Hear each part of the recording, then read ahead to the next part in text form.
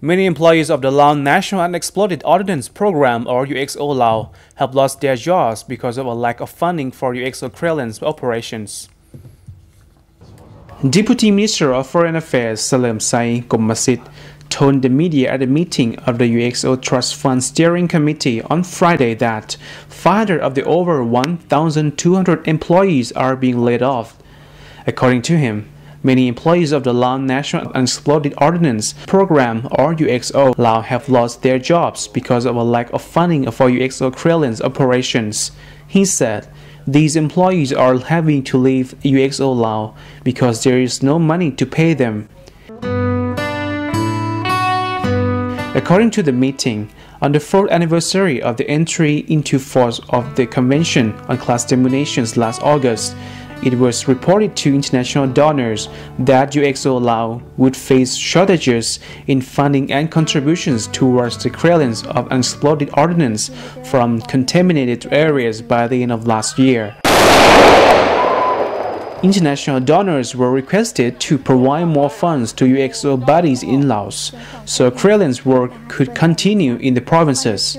The National Regulatory Authority then reported at a two-day sector policy forum on the UXO survey in target development areas and UXO victim assistance in October that the number of the UXO victims was within the Millennium Development Goal, or MDG number 9 limit for 2015, but was still too high.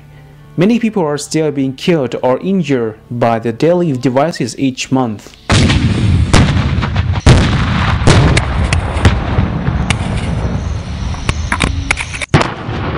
According to Deputy Minister of Foreign Affairs Saleumsay Kommasith,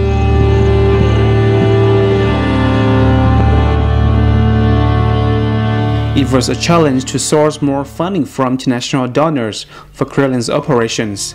So far this year, donors have not confirmed they will support UXO clearance in Laos. Donors may want to know the plans for UXO clearance from now until 2017, as they may want to propose funding support from their governments. However, UXO Lao and other non-government organizations are set to undertake technical surveys of each area before starting any clearance work.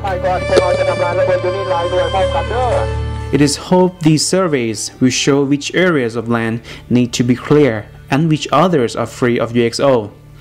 These preliminary works will result in much faster clearance of large areas, releasing land more quickly for use or development. In the past, clearance has been quite slow as they have been following a policy of clearing all areas marked on the map, which signifies the areas where UXO is thought to be.